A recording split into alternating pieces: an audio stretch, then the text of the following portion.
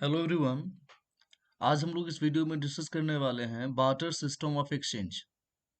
Barter system of exchange और barter system of exchange में होने वाले प्रॉब्लम्स या इसके डीमेरिट्स या इसमें होने वाले डिफिकल्टीज को डिस्कस करेंगे।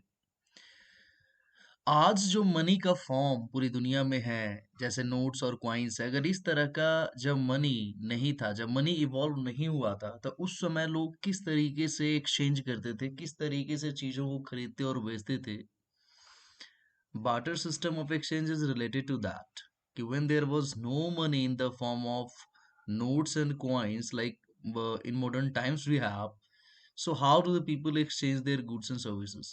Okay, तो इसको डिटेल्स में आज इस वीडियो में डिस्कस करेंगे and that is called barter system. You can see in the picture कि दो जो लोग हैं, they are not using money but they are exchanging goods and services. यहाँ भी आपको दिख रहा है कि ये पैसे को बिना यूज किए एक्सचेंज कर रहे हैं। That is called barter system. Okay, तो सबसे पहले चलते हैं बच्चों, बार्टर सिस्टम ऑफ एक्सचेंज को समझते हैं। What is barter system of exchange और व्हाट इज बार्टर एक्सचेंज और व्हाट इज सीसी इकोनॉमी। तो देखो बच्चों, इसमें सिंपली आपको क्या ध्यान रखना है कि when the goods are directly exchange for goods, है ना, गुड्स मतलब कोई भी चीज, कोई भी वस्तु, है ना, किसी भी चीज को जब आप एक्सचेंज करते हैं गुड्स के बदले goods, it means you are not without the use of money, you are not using money but you are exchanging goods for goods. पैसे का इस्तेमाल नहीं कर रहे हैं बट गुड्स फॉर गुड्स आप एक्सचेंज कर रहे हैं। फॉर एग्जाम्पल इधर देखिए, यहाँ पे देख रहे हैं कि दो व्यक्ति है, एक क्या कर रहा है, शूज है एक के पास और एक के पास बैग है, राइट। और ये दोनों आपस में क्या कर रहे हैं, एक्सचेंज कर रहे हैं, है ना। एक को शूज चाहिए तो ये इसको शूज दे दे रहा है और ये इसको बैग दे दे रहा है और एक्सचेंज हो रहा है। It means what, no use of money, पैसे का यूज नहीं किया जा रहा है ना। That is called barter system of. इस तरह के एक्सचेंज के सिस्टम को हम क्या बोलते थे, बार्टर सिस्टम। ओके, इधर देखिए, यहाँ भी इस फिगर में आप क्या देख रहे हो कि एक है जो एप्पल दे रहा है और एक जो है जो जूस दे रहा है, दोनों एक दूसरे से क्या कर रहे हैं, एक्सचेंज कर रहे हैं, है ना, but they are not using money, है ना। एक व्यक्ति दूसरे व्यक्ति को क्या कर रहा है, एप्पल दे रहा है, दूसरा व्यक्ति पहले व्यक्ति को क्या दे रहा है, जूस दे रहा है और एक्सचेंज हो रहा है ना। इस तरह के एक्सचेंज को हम क्या बोलते हैं बच्चों, बार्टर एक्सचेंज बोलते हैं, राइट। इस पिक्चर में भी आपको देख रहा है ना, एक फ्रूट्स दे रहा है और इधर एक बर्ड दे रहा है, इधर भी आप देख रहे हो व्हीट दिया जा रहा है, इधर एप्पल एक्सचेंज किया जा रहा है। तो इस तरीके के जो इस तरह का जो सिस्टम ऑफ एक्सचेंज है, इसे हम बार्टर सिस्टम ऑफ एक्सचेंज बोलते हैं। इस तरह का जो एक्सचेंज होता है इसे हम बार्टर एक्सचेंज बोलते हैं। या इस तरह की इकोनॉमी, यानी इस तरह का देश जहाँ पे इस तरीके से एक्सचेंज होता है, ऐसे इकोनॉमी को क्या बोलते हैं, सीसी इकोनॉमी बोलते हैं। तो आई hope you have understood the meaning of barter exchange. अब हम लोग डिस्कस करेंगे कि किस किस तरह के प्रॉब्लम्स एक्सचेंज करने में आते थे, लोगों को फेस करने पड़ते थे इस सिस्टम में, वो डिस्कस करते हैं एक एक करके। तो सबसे पहले देखते हैं बच्चों, सबसे जो पहला प्रॉब्लम है, the first problem, the main problem that the people face in barter system is lack of double coincidence of wants. देखो, सबसे पहले तो आपको ये समझना है कि डबल कोइंसिडेंस ऑफ वांट्स होता क्या है, फिर आपको ये समझना है कि डबल कोइंसिडेंस ऑफ वांट्स नहीं हो पाता था बार्टर सिस्टम में, that is lack of double coincidence of wants. तो सबसे पहले देखिए बच्चों क्या होता है, पिक्चर में मैं ये दोनों पॉइंट आपको समझा दूंगा। तो देखिए, सबसे पहला तो हमें समझना है कि डबल कोइंसिडेंस ऑफ वांट्स होता क्या है। तो देखो, एक्सचेंज करने के लिए ना, जब भी एक्सचेंज करना होता है तो एक्सचेंज करने के लिए coincidence, double coincidence of wants होना बहुत जरूरी है। डबल कोइंसिडेंस ऑफ वांट्स होने का क्या मतलब हुआ कि जैसे दो पार्टी है, देखो, एक यहाँ पे ये है एक्सचेंज करने के लिए और एक ये है, माना एक पर्सन ए हो गया और एक पर्सन बी हो गई, ठीक है। अब इन दोनों को एक्सचेंज करना है, इसके पास क्या है भाई, राइस है, इसके पास क्या है, एग्स है, और ये दोनों एक्सचेंज करना चाहते हैं। अब इस अब सबसे पहले इसका डबल कोइंसिडेंस है ना, तो सबसे पहले पहला कोइंसिडेंस समझिए इसकी तरफ से, ठीक है। इसके पास राइस है और ये कह रहा है I want exchange rice for x, ये कह रहा है कि मैं राइस देना चाहता हूँ और राइस के बदले एक्स चाहता हूँ। तो देखो, इसके पास एक्स है तो ये इजिली क्या करेगा कि ये अपना राइस इसको देगा और ये अब इससे एक्स क्या कर सकता है, ले सकता है। यानी एक कोइंसिडेंस तो इधर हो रहा है, बट ये पहले पार्टी की तरफ से है। अब दूसरे पार्टी की तरफ से कोइंसिडेंस देखिए, इसके पास एक्स है, ठीक है, और इसके पास राइस है, बट ये क्या कह रही है कि I don't want exchange eggs for rice but for wheat. अब ये एक्स देना तो चाह रही है, बट एक्स के बदले इसको क्या चाहिए बच्चों, इसको व्हीट चाहिए, और व्हीट इसके पास तो है नहीं। तो यहाँ पे ये एक्सचेंज करने के लिए रेडी है, ये रेडी है, या ये एक्सचेंज करने के लिए एग्री करेगा, बट ये रेडी नहीं है, ये एक्सचेंज करने के लिए रेडी नहीं है, क्योंकि इसको जो चाहिए व्हीट चाहिए वो इसके पास नहीं है। तो इसी को हम बोलते हैं डबल कोइंसिडेंस ऑफ वांट्स। यहाँ पे नहीं हो रहा है, यहाँ सिंगल कोइंसिडेंस हो रहा है। इसके तरफ से जो कोइंसिडेंस है वो हो रहा है, बट इसके तरफ से जो कोइंसिडेंस है वो नहीं हो रहा है, तो that is called double coincidence of wants. तो I I hope you have understood. ठीक है, तो यहाँ पे ट्रांजैक्शन नहीं होगा बच्चों। क्यों नहीं हो रहा है? क्योंकि यहाँ पे आप क्या देख रहे हो, lack of double coincidence of wants, यानी दोनों पार्टी एग्री नहीं कर रहे हैं। एक पार्टी, ये जो पार्टी है ये तो एग्री कर रहा है ना, ये राइस देकर एक्स लेने के लिए रेडी है, बट ये जो पार्टी है वो एक्स देकर राइस लेने के लिए रेडी नहीं है, क्योंकि इसको एक्स के बदले क्या चाहिए, व्हीट चाहिए। तो यहाँ पे क्या देख रहे हैं कि डबल कोइंसिडेंस ऑफ वांट्स नहीं हो रहा। तो अब मुझे बताइए, अब ये एक्सचेंज तो यहाँ पे होगा नहीं, तो अब इसको क्या करना पड़ेगा, या इसको क्या करना पड़ेगा किसी। अब फॉर एग्जाम्पल मैं इसी इसकी बात करता हूं मैं। अब आप इसकी बात करते हैं, ये एक्सचेंज नहीं कर पा रही, तो इसको एक ऐसे व्यक्ति को ढूंढना पड़ेगा। ठीक है, अब देखिए, अब यहाँ पे एक व्यक्ति आ गया, ठीक है, इसके पास व्हीट है। Just a minute. अब यहाँ पे देखिए ये क्या करेगी, ये एक्स इसको देगी। ठीक है, अब ये क्या कर रहा है, ये व्यक्ति एक्स लेने के लिए रेडी है, तो ये क्या करेगा, एक्स लेगा, और एक्स के बदले इसे क्या कर देगा, इसे क्या कर देगा, वीट दे देगा। ठीक है, तो यहाँ पे एक्सचेंज हो जाएगा, है ना। यहाँ पे दोनों पार्टी एग्री, इसको एक्स चाहिए और ये वीट देने के लिए रेडी है, और इसको वीट चाहिए और ये एक्स देने के लिए रेडी है। तो यहाँ पे है जो डबल कोइंसिडेंस ऑफ वांट्स हो रहा है, बट यहाँ पे डबल कोइंसिडेंस ऑफ वांट्स नहीं हो रहा था। तो बार्टर सिस्टम में क्या होता है, हमेशा आपको ढूंढना पड़ेगा, यानी इसका मतलब क्या हुआ, आपको हमेशा सर्च करना पड़ेगा। यानी आपने देखा, आप सबसे पहले इसके पास गए, यहाँ पे देखा आपका एक्सचेंज नहीं हुआ, फिर आप इसके पास जाओगे, यहाँ पे देखा आपका एक्सचेंज, अगर यहाँ भी नहीं होता तो आपको किसी तीसरे व्यक्ति के पास जाना पड़ता, यहाँ भी अगर नहीं होता तो किसी चौथे व्यक्ति के पास जाना पड़ता। तो इस तरीके से बहुत ही डिफिकल्ट काम होता था, एक ऐसे व्यक्ति को ढूंढना, एक ऐसे पर्सन को ढूंढना जिसके पास वो चीज हो जो मैं चाहता हूँ, और वो लेना चाहता हो जो मेरे पास हो, है ना। जहाँ पे डबल कोइंसिडेंस ऑफ वांट्स है जो फिट बैठे, दोनों पार्टी के पास एक एक दूसरे के नीड से रिलेटेड चीजें हो, जहाँ पे इजिली एक्सचेंज हो सके। तो this was a very difficult task, this was a very time consuming task, बहुत मेहनत लगता था ऐसे व्यक्ति को ढूंढने में, तो एक बहुत बड़ा प्रॉब्लम होता था बच्चों। ठीक है, अब आते हैं सेकंड प्रॉब्लम में बच्चों। देखो सेकंड प्रॉब्लम क्या कर रहा है कि लैक ऑफ कॉमन मेजर, या lack of unit of value, या lack of unit of account. यानी एक कॉमन मेजर का प्रॉब्लम होता था, यानी हर कॉमन मेजर का मतलब होता है कि बार्टर सिस्टम में हर कमोडिटी को दूसरे कमोडिटीज के फॉर्म में मेजर किया जाता था, यानी उसको मेजर करने का कोई यूनिट ऑफ वैल्यू नहीं था, या बार्टर सिस्टम में कोई यूनिट ऑफ अकाउंट नहीं था गुड्स एंड सर्विसेज को मेजर करने के लिए। ठीक है, ये दोनों पॉइंट आपको फिगर में समझा दूंगा, उसके बाद इन दोनों पॉइंट्स को आप रीड कर सकते हैं। जैसे कि मान के चलो राइस है, ठीक है, यहाँ पे अब राइस दिख रहा है। अब राइस आज के समय में क्या है, आज के समय में आपको राइस खरीदना है तो आप पैसे दो राइस खरीद लो, बट बार्टर सिस्टम में तो ऐसा था नहीं। मान के चलो, देखिए फॉर एग्जाम्पल, देखो ये राइस है और ये चेयर्स है। ठीक है, अब मान के चलो एक व्यक्ति के पास चेयर है और एक व्यक्ति के पास क्या है, राइस है। तो अब यहाँ पे जो एक्सचेंज होगा ना, यानी राइस का जो प्राइस है वो किस टर्म में मेजर किया जाएगा, चेयर के टर्म में मेजर किया जाएगा। मान के चलो एक चेयर बराबर 5 kg राइस, या कुछ भी प्राइस फिक्स किया जा सकता है। ये सिंपली यहाँ पे देखना है कि राइस का जो प्राइस है वो चेयर के फॉर्म में फिक्स किया जा रहा है। तो एक प्राइस आपको मिल गया, या एक एक्सचेंज रेशियो जो हो जाएगा वो किसके फॉर्म में हो जाएगा, राइस और चेयर के फॉर्म में। ओके, दूसरा, अगर किसी व्यक्ति के पास क्या है भाई, व्हीट है, किसी व्यक्ति के पास अगर व्हीट है, अब उसको राइस चाहिए, तो अब यहाँ पे जो राइस का प्राइस है वो व्हीट के फॉर्म में, व्हीट का प्राइस है जो राइस के फॉर्म में, तो ये दूसरा एक्सचेंज रेशियो हो गया। या आप कह सकते हो कि राइस का दूसरा जो प्राइस है वो व्हीट के फॉर्म में है। तीसरा मान के चलिए अगर किसी के पास क्या है बच्चों, मिल्क है, तो यहाँ पे आप क्या देखोगे कि जो राइस का प्राइस है, या राइस को हम एक्सचेंज करेंगे व्हीट के बदले या मिल्क के बदले, ठीक है। तो यहाँ पे आप क्या देख रहे हो बच्चों कि कोई कॉमन मेजर नहीं है। कॉमन मेजर का मतलब यानी ऐसा नहीं है कि सारे गुड्स एंड सर्विसेज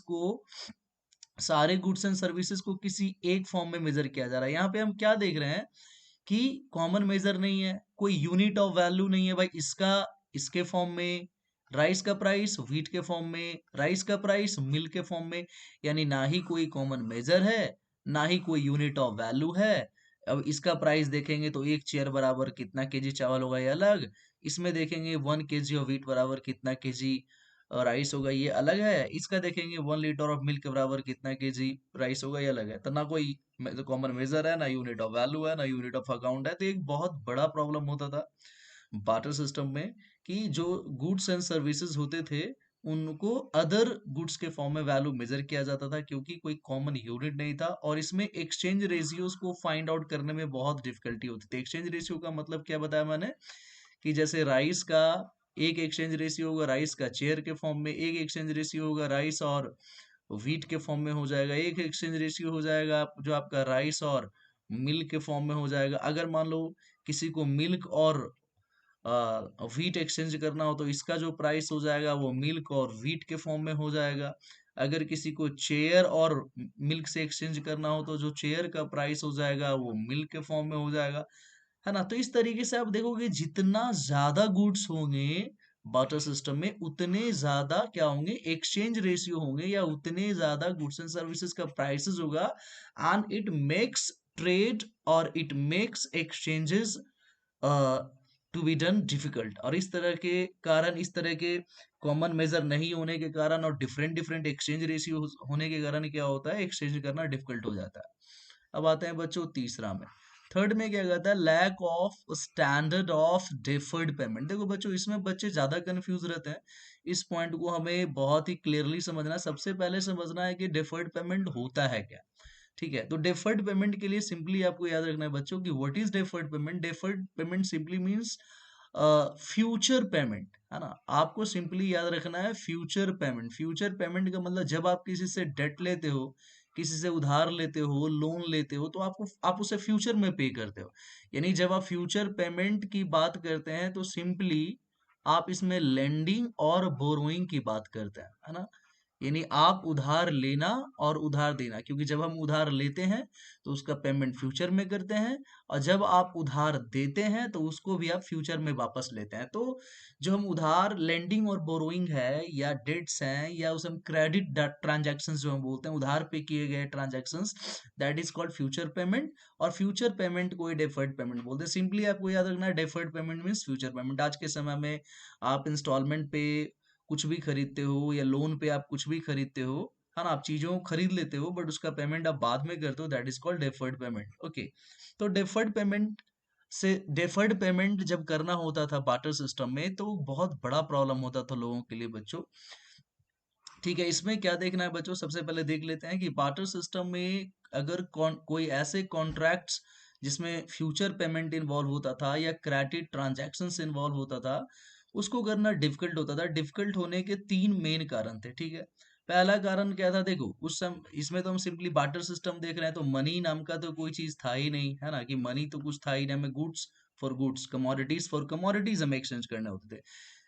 तो मान के चलो पहला था arrangement of goods of exactly same quality, यानी जिस क्वालिटी का आपने बोरो किया है, जिस क्वालिटी का आपने उधार लिया है, 1 साल बाद या 2 साल बाद जब आपको रीपे करना है तो सेम क्वालिटी का गुड्स मैनेज करना उस समय मुश्किल होता था। दूसरा, आप type of commodity to be used for repayment, आपने उधार तो कोई और गुड्स लिया है लेकिन वापस देने समय आप किसी दूसरे गुड्स का इस्तेमाल करना चाहते हैं, तो वो एक्सेप्टेबल होगा कि नहीं, वो उससे आप रीपे कर पाएंगे नहीं, ये दूसरा प्रॉब्लम होता है। मैं फिगर से समझाऊंगा, पिक्चर से। तीसरा, द कमोडिटी में गेन और lose its value at the time of prepayment, जब आपने उधार लिया था तो उसकी क्वालिटी कुछ और थी, जब आप वापस करोगे 1 साल या 2 साल बाद तो हो सकता है कि उसकी क्वालिटी घट या बढ़ सकती है, क्वालिटी को गेन कर सकता है वो कमोडिटी, या लूज कर सकता है। ओके, आगे देखते हैं, इसको ध्यान समझते हैं। जैसे देखिए, ये एक एग्जांपल लिया मैंने कि ये लेंडर है, ठीक है, ये उधार देने वाला है, और ये जो व्यक्ति है वो बोरोवर है, ये उधार लेने वाला है। ठीक है, तो इस व्यक्ति ने क्या उधार लिया है लेंडर से, बोरोवर ने क्या लिया है, वीट लिया है ना, ये वीट उधार लिया है। और ये किस कॉन्ट्रैक्ट पे लिया है कि भाई 3 इयर्स के बाद मैं आपको वापस करूंगा। ठीक है, 3 इयर्स के बाद, यानी ये डेफर्ड पेमेंट हो गया, फ्यूचर पेमेंट हो गया ना। 3 इयर्स के बाद आपको मैं वापस करूंगा, जितना वीट मैंने लिया है या थोड़ा सा बढ़ाकर इंटरेस्ट के फॉर्म में मैं वापस करूंगा आफ्टर 3 इयर्स। ठीक है, अब ये बोरोवर ने ले तो लिया, अब इसको देखो, तो ये तो डेफर्ड पेमेंट करना है, इसको फ्यूचर में पेमेंट करना है, बट जब ये फ्यूचर में पेमेंट करने जाएगा तो इसको 3 तरह का डिफिकल्टी होगा। एक एक डिफिकल्टी को ध्यान समझते हैं। जो फर्स्ट डिफिकल्टी देखो क्या होगा बच्चों, कि क्या जब वो वापस आफ्टर 3 ईयर जब वो वापस करेगा तो क्या वो सेम क्वालिटी ऑफ व्हीट दे पाएगा। हो सकता है कि जब वो जिस जिस क्वालिटी का वीट लिया था उस क्वालिटी का वीट ये नहीं दे पाए। ये गेहूं तो देगा, यानी वीट वापस करेगा, लेकिन ये दूसरा वीट वापस कर रहा है, सेम क्वालिटी ऑफ वीट वापस नहीं कर रहा है। ठीक है, सेम क्वालिटी नहीं होने के कारण क्या हो सकता है कि ये जो लेंडर है इसको क्या हो सकता है, कुछ प्रॉब्लम हो सकता है, ये एक्सेप्ट करने में इसको दिक्कत हो सकता है। अगर एक्सेप्ट कर लेते इसको नुकसान या फायदा हो सकता है। तो पहला प्रॉब्लम तो ये दिक्कत हो गया बार्टर सिस्टम में, कि सेम क्वालिटी ऑफ गुड्स को मैनेज करना मुश्किल होता था। सेकंड देखिए, types of goods to be repaid. देखो इसमें जो मैंने बताया था बच्चों, टाइप्स ऑफ गुड्स, यानी मान के चलो इसने वीट लिया था ना, उधार में तो वीट लिया था, लेकिन वापस करने समय एक तो ये वीट भी दे सकता है, लेकिन अगर इसके पास वीट नहीं हो और ये क्या चाह रहा है, ये क्या चाह रहा है कि मैं राइस दे देता हूँ वापस, क्योंकि इसके पास राइस है। अब ये इसको राइस की जरूरत है कि नहीं, ये राइस लेना चाहता है कि नहीं, इसमें दिक्कत हो जाएगा। मान के चलो ये बोलता है कि नहीं मुझे राइस नहीं चाहिए, ये कहता है कि मुझे चेयर चाहिए, भाई वीट के बदले मुझे चेयर दे दो, और ये बोलेगा कि मेरे पास तो चेयर है नहीं, है ना। तो यहाँ पे क्या हो सकता था बच्चों, प्रॉब्लम हो सकता था। ठीक है, कि किस तरह के गुड्स को हम रिपे करने समय किस तरह के गुड्स को यूज करना है। हो सकता है कि ये कोई और गुड चाहे और इसके पास कोई और गुड हो, तो उसमें क्या हो सकता है, प्रॉब्लम हो सकता है। तीसरा प्रॉब्लम क्या होता था बच्चों, वीट कैन लूज और गेन इट्स वैल्यू, कि जो भी चीज उधार लिया है, जैसे कि मान लो ये वीट है, ठीक है, हो सकता है कि जब ये वापस कर रहा हो तो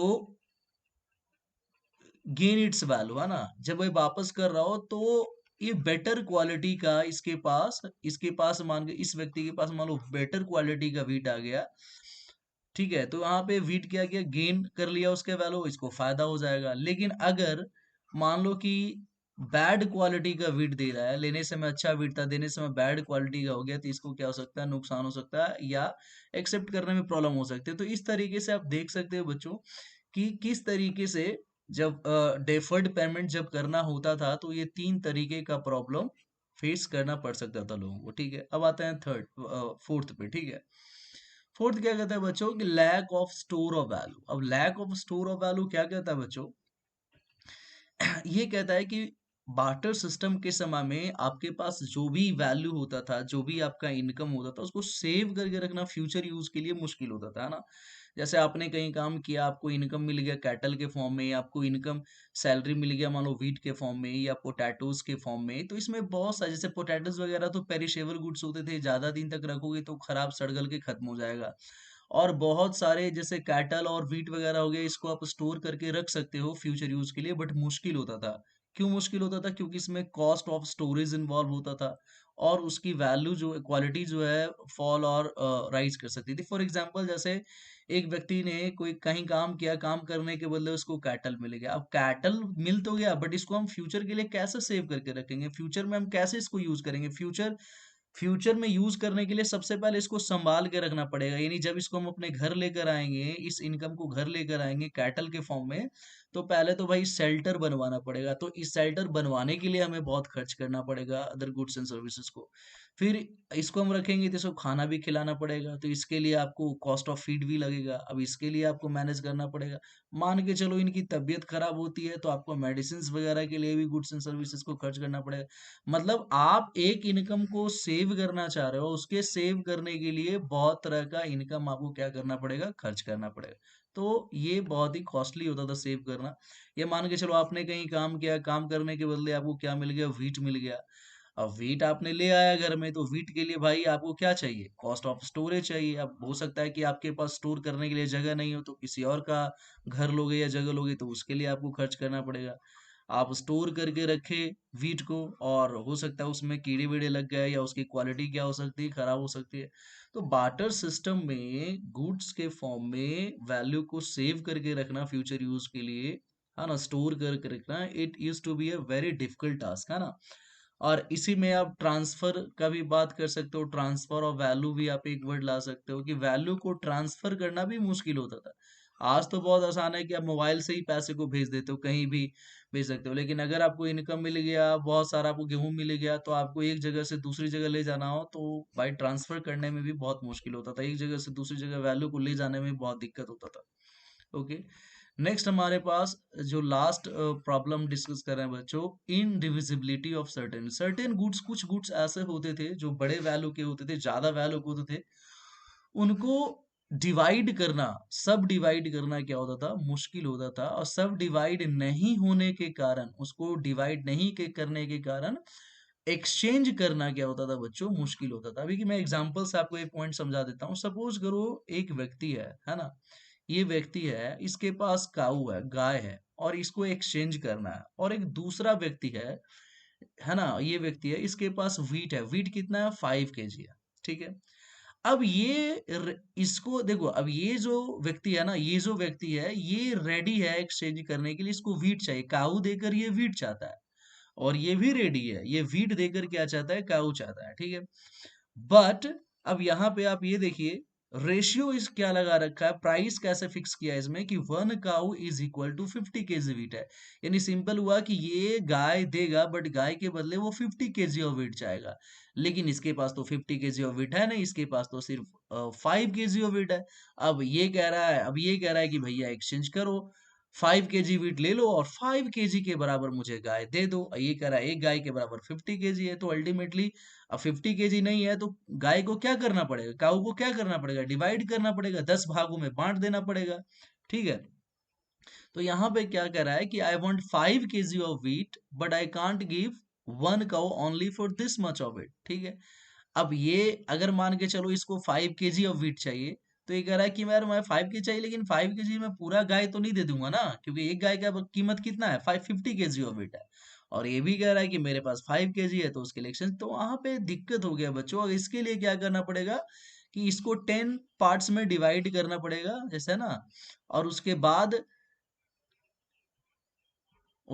10 पार्ट्स में जब इसको डिवाइड कर लोगे, तो एक पार्ट 5 kg इससे ले लेगा, और ये एक पार्ट काट कर, गाय को काट कर इसको दे देगा। बट अगर ऐसा हो गया, तो उसकी वैल्यू क्या हो जाएगी, उसकी वैल्यू क्या हो जाएगी, मतलब वैल्यू लॉस हो जाएगा बच्चों। जब गाय को काट दिया जाएगा, तो वो एक गाय का जो फंक्शन है वो कर नहीं पाएगा, वो तो मर जाएगा, खत्म हो जाएगा। उसी तरीके से मान के चलो, ये चेयर का एग्जांपल ले लेते हैं बच्चों। इसमें क्या हम देखते हैं, चेयर में देख लो, कि मान के चलो एक चेयर का प्राइस है 10 kg, 10 kg है, ठीक है। अभी इस व्यक्ति के पास चेयर है, अब ये दोनों क्या करना चाह रहे हैं, एक्सचेंज करते हैं। ये 5 kg वीट देना चाह रहा है, और ये तो 10 kg के बराबर है।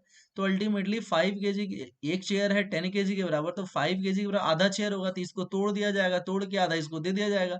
तो जब चेयर तोड़ दिया जाएगा, तो चेयर का वैल्यू क्या, चेयर का यूज क्या हो जाएगा, खत्म। टूटने के बाद चेयर तो चेयर का काम करेगा नहीं।